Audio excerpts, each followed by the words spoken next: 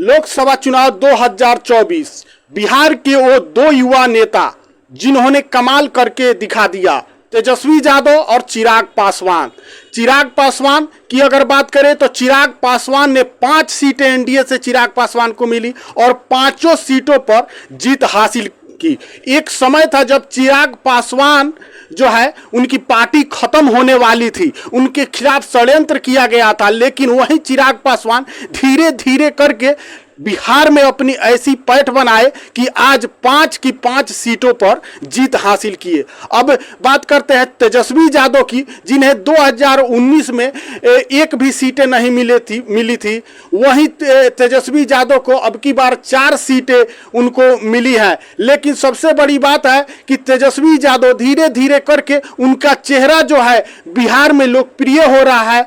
यही कारण है कि उनको 4 सीटें मिली हैं। और इससे भी बड़ी कारण है यह है, हम इसलिए यह बात बोल रहे हैं कि नरेंद्र मोदी का वह जनसभा 24 मई 2024 की अगर जनसभा को उठाकर देखेंगे तो पूरा खेल ही एनडीए का बदल गया। जब उन्होंने तेजस्वी यादव को जेल भेजने की धमकी दी, उस समय पूरा खेल ही बदल गया। कहीं ना कहीं उस बयान को अगर देखें, अगर उस बयान को लेकर अगर बात करें तो एनडीए को 6 सीटों का नुकसान हुआ।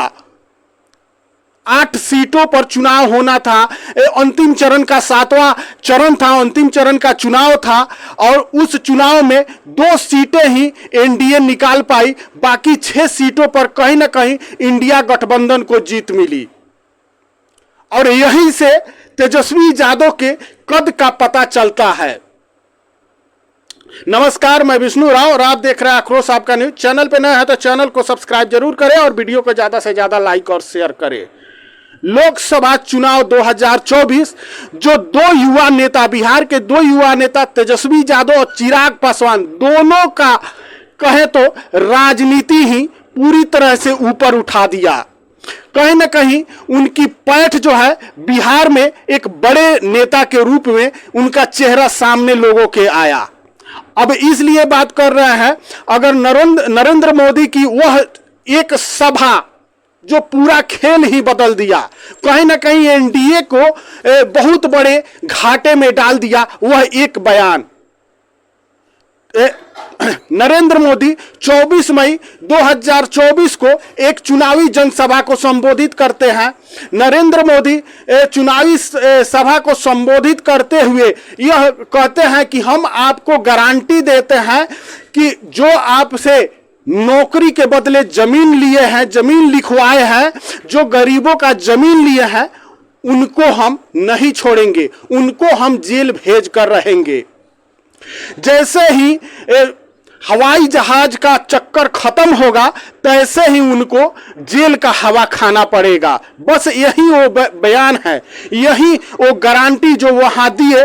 कहीं ना कहीं जो जातीय एकजुटता है, जो निचले तबके की जातियां हैं, वह एकजुट हो गई और इसका खामियाजा एनडीए को भुगतना पड़ा।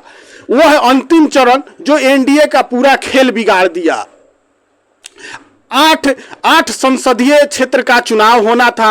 8 संसदीय क्षेत्र के चुनाव में नरेंद्र मोदी भाषण देने आते हैं और वहां पे जब उनका यह बयान आता है, उसके बाद से जब वहां का रिजल्ट आता है तो मात्र 2 सीटों पर एनडीए को जीत मिलती है और 6 सीटें इंडिया गठबंधन के पास चली जाती है।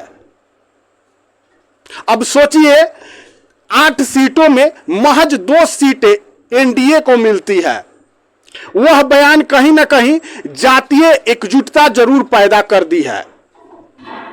बिहार में कहा जाता है कि बिहार में जात के आधार पे मतदान होता है। लोग अपने अपने जात को चुनते हैं, अपने जात के नेता को वोट करते हैं। अगड़ा पिछड़ा का राजनीति होता है बिहार में और शायद अंतिम चरण के 7वें चरण के चुनाव में वही हुआ।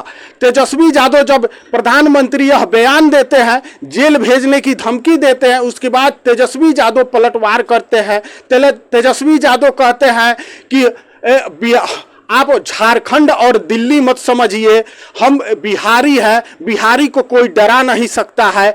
कहीं ना कहीं तेजस्वी यादव जो है वह बिहार और गुजरात से चूंकि प्रधानमंत्री गुजरात से आते हैं तो तेजस्वी यादव बिहार और गुजरात को सामने ला देते हैं और लोगों में के मन में यह भरते हैं कि एक गुजराती व्यक्ति वहां से आकर बिहार में बिहार के नेता को, बिहार के बेटा को धमकी दे रहा है। लोगों के मन में एक जो है इस प्रकार का राज्य को लेकर एक लोगों के मन में जो है द्वेष भरते हैं और कहीं ना कहीं इसका बहुत ज्यादा फायदा तेजस्वी यादव को, जिस फायदे के लिए प्रधानमंत्री नरेंद्र मोदी यह बयान देते हैं, लेकिन उसका उल्टा फायदा तेजस्वी यादव को मिला। अगर तेजस्वी यादव की बात करें तो तेजस्वी यादव कहते हैं कि आप हमको जेल भेज कर दिखा दीजिए। हम 34 साल के हैं और ये 74 साल के एक बूढ़ा आदमी हमको धमकी दे रहा है। प्रधानमंत्री को हार का डर दिख रहा है, इसीलिए अब वो धमकी देने पर उतारू हो गए हैं। वह डर गए हैं कि अब हम हार रहे हैं, इसलिए हमको डरा कर धमका कर वह चुनाव जीतना चाहते हैं। इस प्रकार का अब उसके अलावा तेजस्वी यादव कहते हैं कि अब इसका जवाब जनता देगी, मैं कुछ नहीं कहूंगा। और सच मानिए तो जनता ने इसका जवाब दिया और तेजस्वी यादव के पक्ष में जवाब दिया। उनको 6 सीटें मिली और एनडीए को 2 सीटें। कहीं ना कहीं बहुत बड़ा नुकसान उठाना पड़ गया एनडीए को। ऐसा माना जा रहा है कि प्रधानमंत्री के इस बयान ने ही पूरा खेल बिगाड़ दिया और इसका खामियाजा एनडीए को भुगतना पड़ा। बाकी इस पर आपकी क्या राय है कि तेजस्वी यादव का कद धीरे धीरे करके बिहार में एक बड़े नेता के रूप में बढ़ रहा है, उनका चेहरा एक बड़े नेता के रूप में, एक बड़े लीडर के रूप में उभर रहा है। वहीं चिराग पासवान की अगर बात करें तो चिराग पासवान कभी उनके चाचा ही उनकी पार्टी खत्म करने पर लगे हुए थे, लेकिन धीरे धीरे चिराग पासवान ने प्रधानमंत्री नरेंद्र मोदी का साथ नहीं छोड़ा, उनके साथ लगे रहे और आज ऐसा समय आया कि एनडीए के तरफ से उनको 5 संसदीय क्षेत्र दिया जाता है उनकी पार्टी को और 5 पर जीत हासिल करते, यानी 100% रिजल्ट देते हैं। अब सोचिए 5 सीट पर पांचों सीट पर जीत हासिल करना, यह अपने आप में लोकप्रियता दिखाता है और यह साबित करता है कि चिराग पासवान जो है बिहार के एक बड़े नेता बन चुके हैं। बाकी इस पर आपकी क्या राय है कमेंट करके जरूर बताइएगा और चैनल पे नए हैं तो चैनल को सब्सक्राइब जरूर कीजिएगा। जय हिंद, जय बिहार।